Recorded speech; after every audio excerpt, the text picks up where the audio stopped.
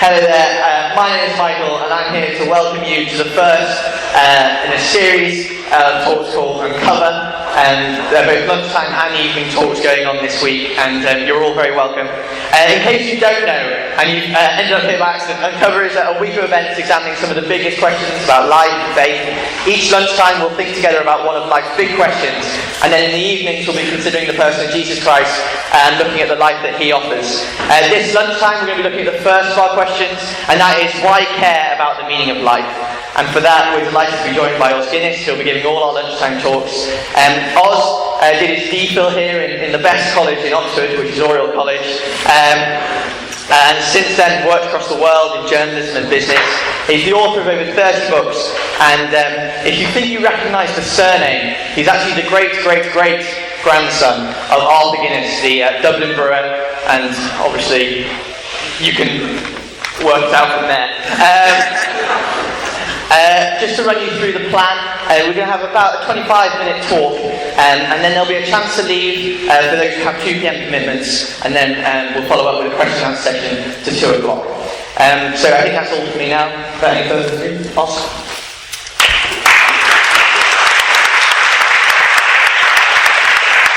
Thank you very much. It's a real pleasure to be here. I've had the privilege of speaking at many universities around the world, but there's nothing like coming home to Oxford. It's a real delight.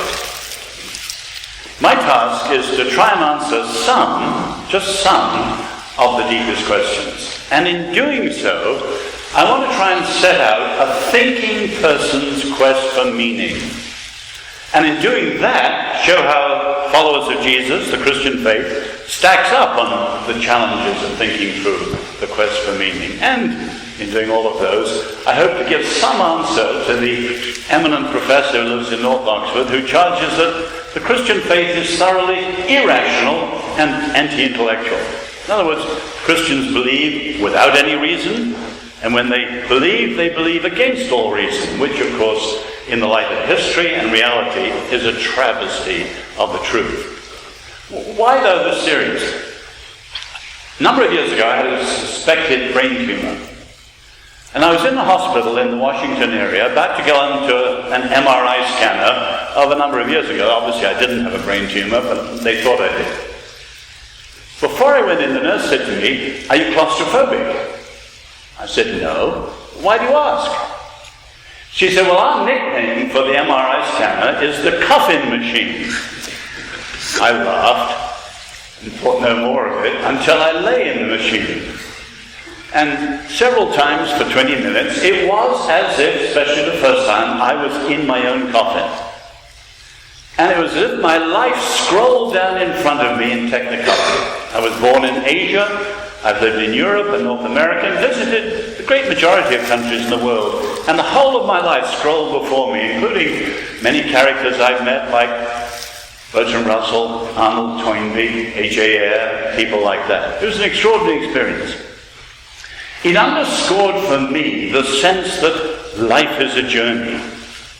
If you think the most nearly universal picture of human life is a journey, just take our Western literature, the Exodus, the Odyssey, the Iliad, Don Quixote, Pilgrim's Progress, Huckleberry Finn, and then modern books like Hermann Hesse's Siddhartha or Jack Kerouac's On the Road.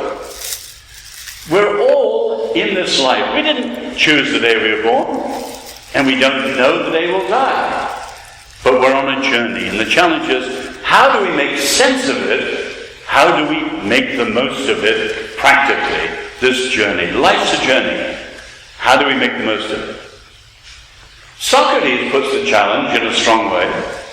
You remember in his famous speech before he died, he said, "The unexamined life is not worth living."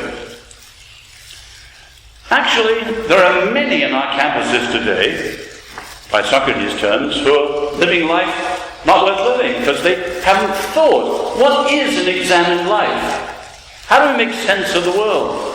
How do we make the most of this journey we have once? Now, many people have asked, if it's that important, why don't more people think of it? And there are big answers as to why people would rather not think of it. 2 above all. See if this fits people you know at Oxford or wherever.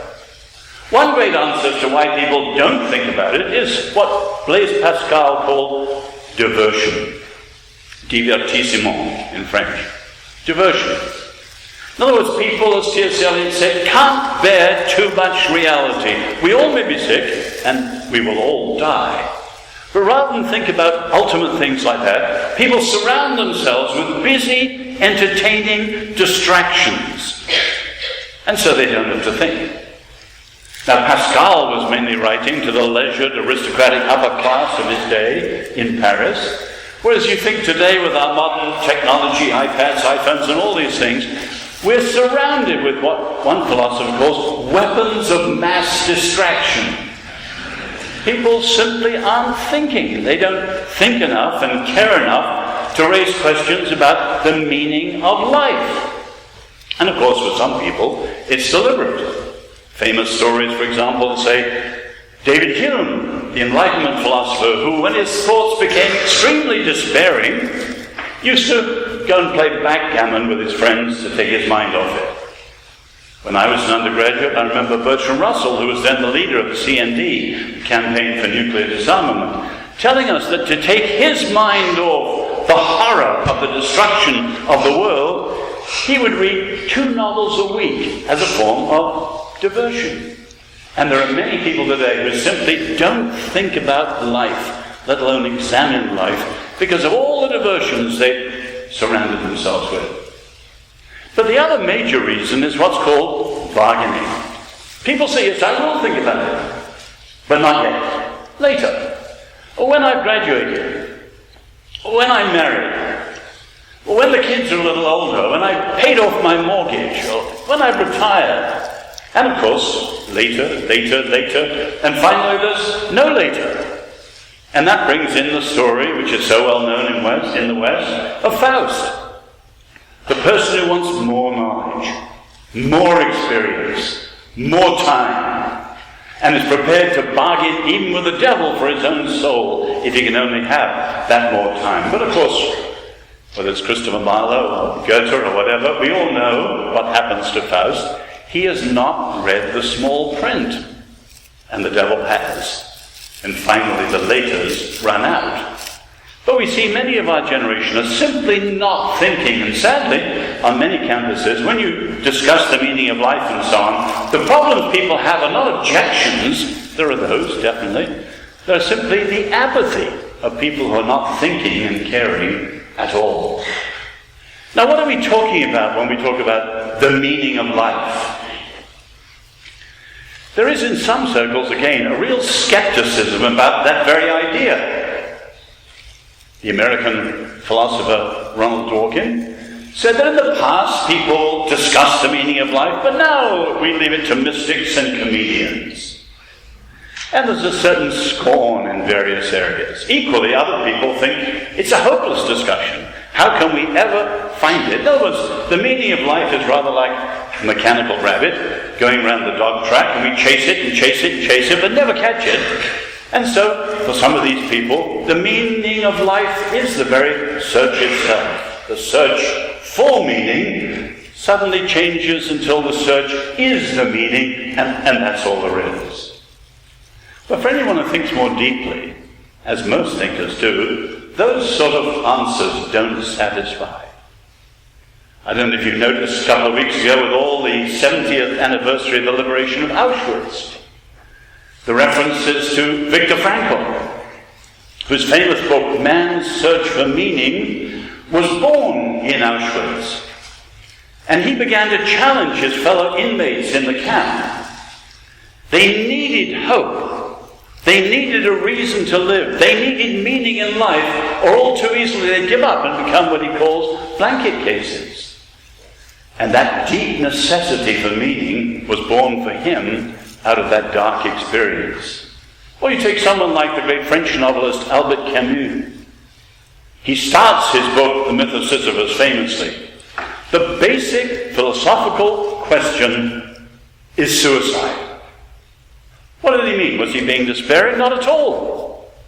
But he was saying that the reason not to die is the reason to live. And people need that if in the dire situations of life they're not to take their own lives. And Camus often said as he joined the resistance, it's a little thing to give up your life. And if I have to, he would say, I'm prepared to. But it's a far deeper and greater thing to lose meaning, because humans cannot live without meaning. And many modern thinkers have underscored the same point. What do they mean? By meaning, they're talking about a view of life and the world which helps people to make sense of life and find security in the world, what we in the social sciences call meaning and belonging. Meaning helps us make sense of life. Belonging gives us a sense of security in the world, and people need that in some way or another. There are various pictures of it. Plato calls it a raft. You have meaning and then you can sail through the storms of life, he says. Aldous Huxley, many centuries later, called it a cave. And in his view, people carve out of the darkness of this extraordinary world the cave of their own meaning in which they can make the most of life. Siddhartha Gautama, the Buddha, the enlightened one, called it a path. Jesus of Nazareth calls it the way, and said that he was the way, and knowing him was the sense of meaning for life. But you can see various attempts to see that. Now, my interest has always been, why and how do people think it through? Well, there are obvious reasons why people start thinking about it.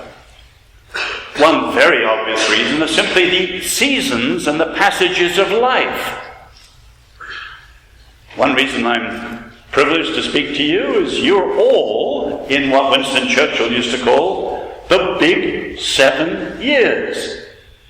Adolescence has been extended in various ways today, but traditionally 18 to 25 was the period in life in which most people thought through the meaning of life, in which they chose their careers, in which they met and married their spouses in life, and so on. And the Big 7, as it's called, is very important. Why, many of you are at a stage, and here at Oxford, a very wonderfully thinking university, the chance to think through what an examined life means.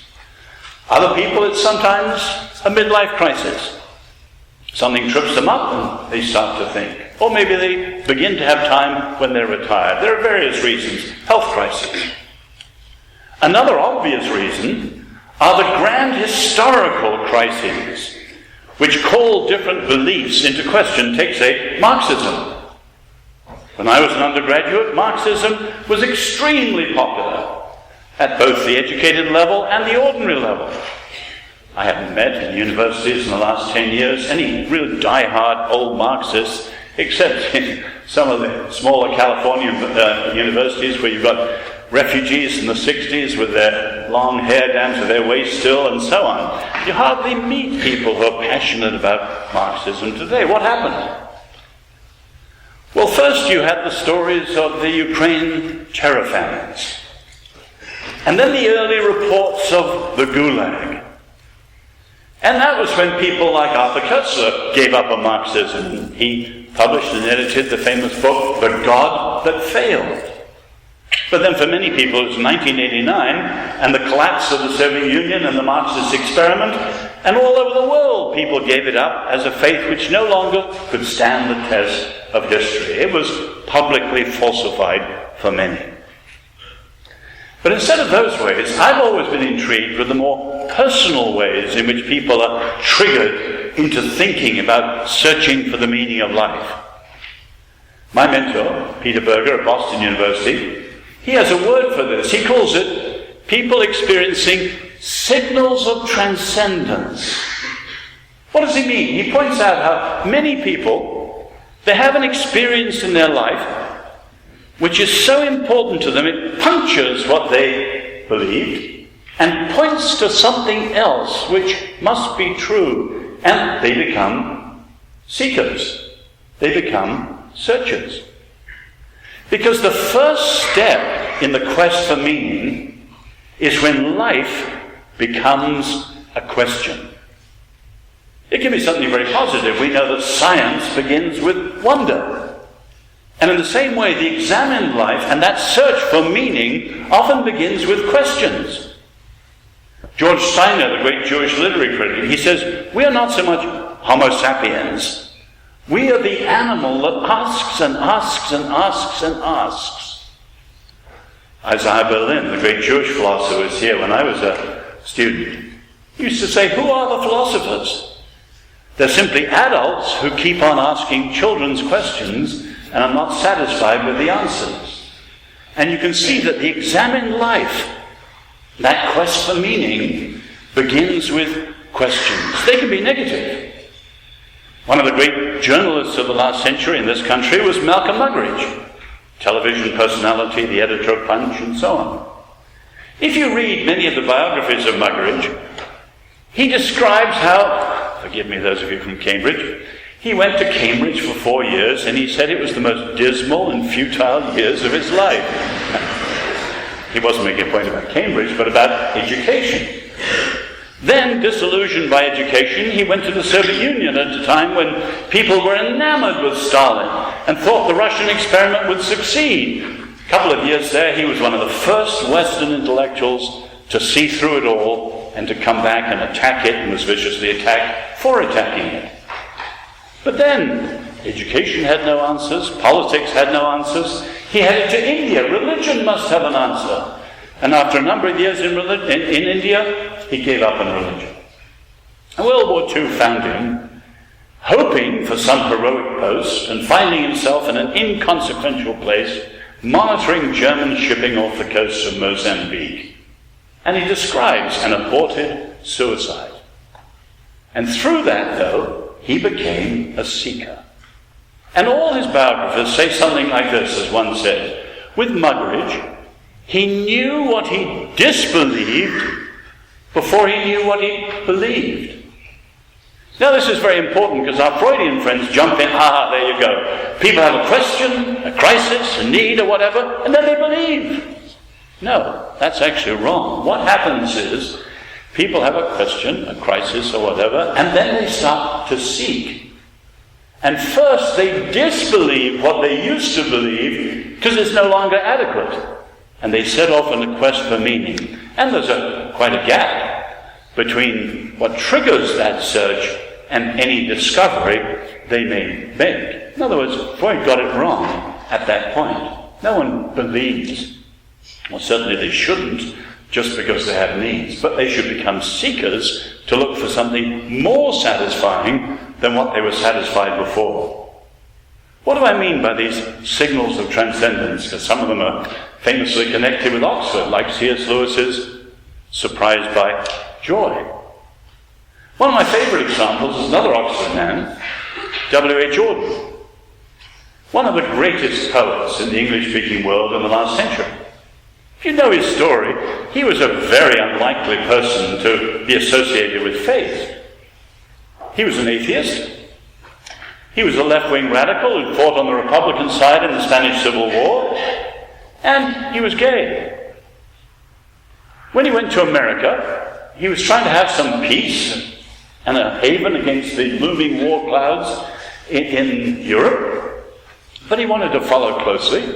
There was no television in those days, so every Saturday he'd go down to the local cinema in the Upper East Side of Manhattan, Yorkville, and unbeknownst to him, that area was then largely German. And one Saturday, Auden went to the cinema, and the documentary was on the siege of Poland. And Nazi stormtroopers were bayoneting women and children brutally and savagely. But it was early in the war, to be fair to the German audience, and they didn't know anything about Auschwitz or the death camps then. And the audience on the side of the Germans cried out, "Kill them, egging on their own fellow countrymen. Auden was horrified. In 2 minutes, his whole worldview was turned upside down. He said, I'd always believed humans were good. I looked at that and knew we were not. He included himself. But then he said, I had my dilemma.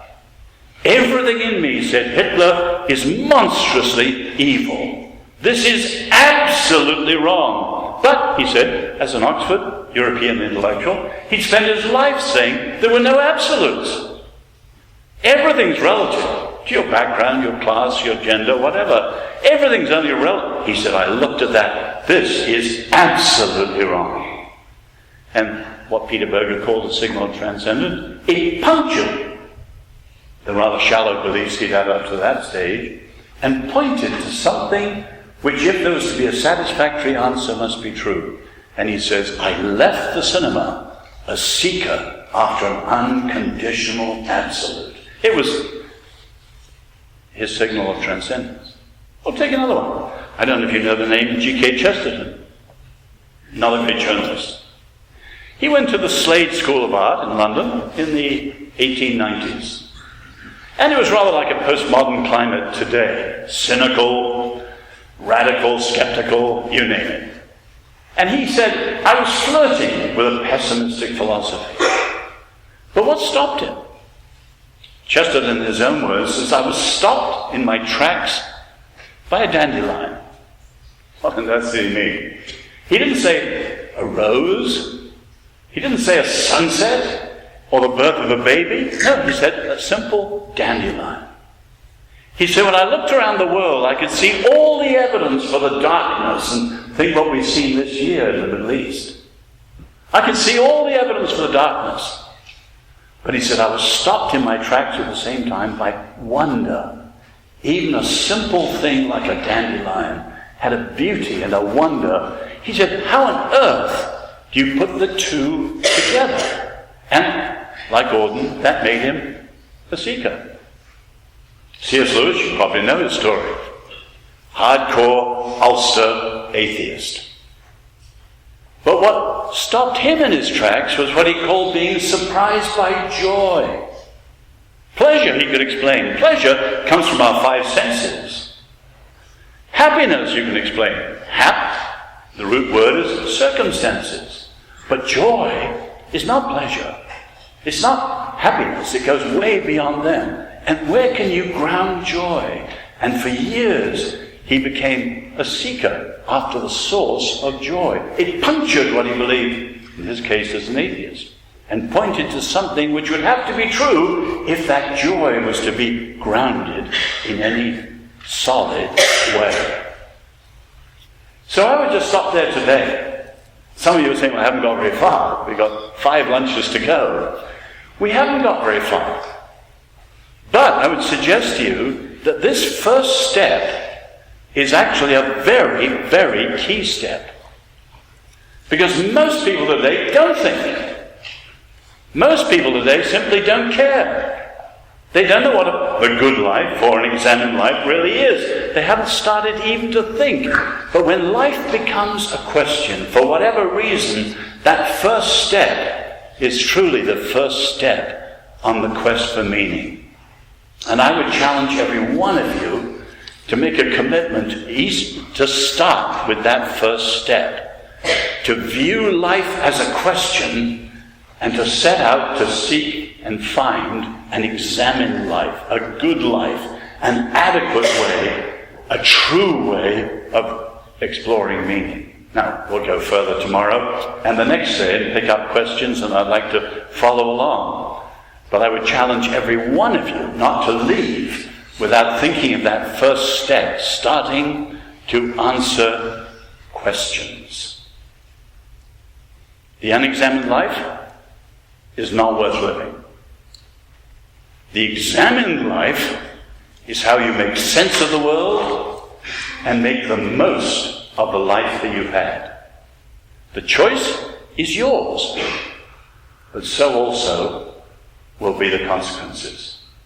And we'll take it further tomorrow. And I hope that for those of you who are prepared to think, many of you will come to listen to Tim Keller tonight. He's a great friend of mine, a brilliant speaker, extremely helpful, and very influential in many parts of the world. And for those who want to think even more, come to the ongoing discussions which will start next week. So that hopefully by the end of this term, you can really say before your own conscience with integrity, you have thought through the meaning of life. You have pursued and examined life. Time for questions.